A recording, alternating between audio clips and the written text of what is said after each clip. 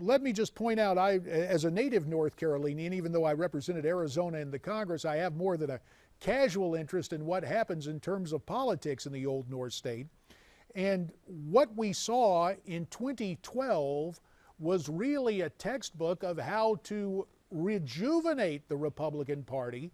If things had gone elsewhere in critical states, the way it did for Republicans in North Carolina in 2012, we might be talking about a President Mitt Romney right now. Speaking of Mitt Romney, of course, he and Jeb Bush endorsed the eventual Senate primary winner.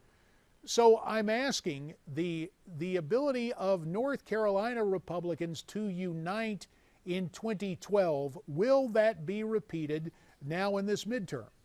Well, we don't know the answer to that. And back to your point, I do think that the GOP establishment did win round one here in the quest to take the Senate, but they're going to have to navigate over the next 2 to 3 months a minefield of Senate primaries where really what the deal is regardless of whether you're establishment, Tea Party, et cetera, the deal is to do what North Carolina did, and that is put up the most electable candidate and then try your chance in the general election. Because what most people don't understand is an incumbent, even as invulnerable as Kay Hagan, always has the upper hand. Incumbents win Senate seats at a 90% clip, JD. And what I'm concerned about here is that if Tom Tillis should lose to Kay Hagan, we're going to see, I told you so, we should have gone with Greg Brannon. And I don't think that people realize how hard it is to unseat an incumbent in a general election.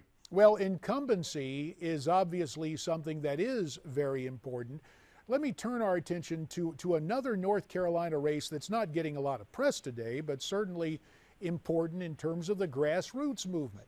Incumbent Congressman Walter B. Jones of Eastern North Carolina hangs on to his seat despite a concerted effort by the establishment and expenditure. I understand the Washington guys pumped in, over $1 million in the last few weeks going against Walter Jones. He is able to hang on in that primary, so you have that grassroots incumbent hanging on.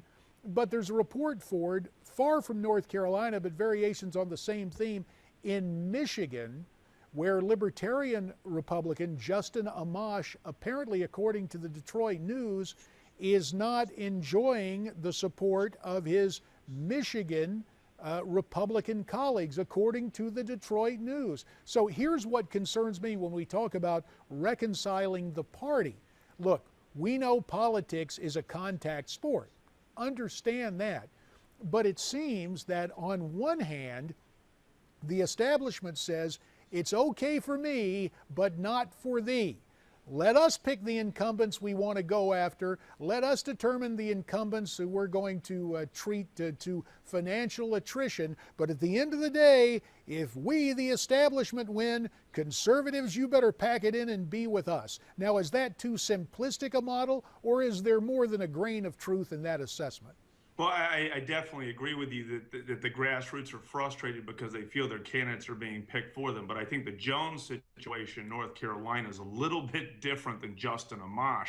Justin Amash tried to basically have an insurrection against Speaker Boehner, right or wrong, that is the leadership. And essentially he had some votes on California water rights, national security, and Iranian sanctions that didn't jive with a party who's trying to project governing competency versus governing ideology. Walter Jones fell a little bit more in line with leadership, and obviously some folks want to see him out of there, but that happens all the time. I think that was more par for the course where the grassroots had a victory in North Carolina. I don't feel a heck of a lot of sympathy for Justin Amash, JD, to be perfectly honest with you.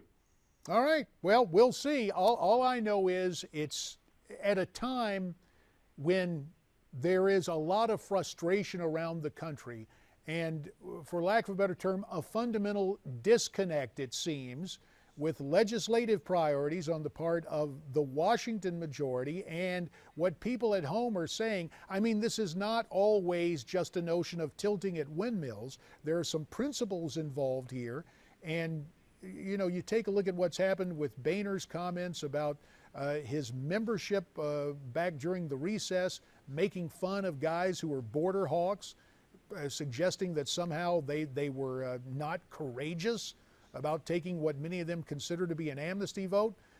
There is inherent political risk in courting positions that seem to be at odds not only with conservatives and Republicans, but just with Americans in general.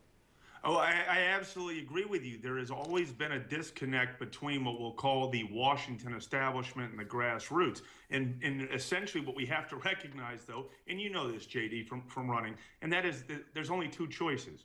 And unfortunately, you have to win elections. It's sad to say that sometimes just win, baby, goes over basic values that the grassroots hold. That said, though, I would like to see the GOP establishment listen to the grassroots more, because at the end of the day, JD, you and I both know this. The Republican Party has a lot of diverse wings to it. And if you can't keep the party together and the base together, then you're not going to win overall. A party without a base is not a party. Ford, one thing we might also agree on is when things sound too good to be true. And you and I have joked before about the Washington Post. And when they come out with an election model where they tried to quantify an 82% chance of the GOP taking the Senate, what's your reaction to that kind of effort to quantify the chances for Republican success in November? Well, I always like to hear it when a liberal rag like the Washington Post helps to boost conservatives, but I don't put a heck of a lot of stock into the model that they just ran. One, because it doesn't include fundraising numbers. Two, it doesn't include polling. It's certainly a step on the right direction, because we don't know who the candidates are in many of these key Senate races. We don't know who it is yet in Louisiana, et cetera. And therefore, until we know that, this is just fodder for people who want to talk. Right now, if I had to look at it, I'd say the GOP has about a 50 to 55% chance of taking over the Senate. But again, we still have some very contentious primaries to go. And regardless of who wins those primaries, the question is whether or not the base is going to solidify around those candidates. So I like to basically undersell and over-deliver my predictions versus a lot of other people that even come on your show who basically undersell and over-deliver when all is said and done, JD. All right, Ford. Well, let's step back here for just a second, and let's take a look at what is transpiring for the Tea Party. Scotty Nell Hughes of the Tea Party News Network was on the other day. She's saying, hey, the Tea Party, first of all, not a monolith, because not every Tea Party group lines up behind every so-called Tea Party candidate. But she says grassroots conservatives are looking down ballot, taking a look at other offices besides the U.S. Senate and the U.S. House, and trying to make a difference there. With your role as a consultant, if you were advising the Tea Party, is it more important to think about close to home rather than these marquee U.S. Senate races in terms of long-term impact on the system? JD, I've been preaching this for years to the Tea Party.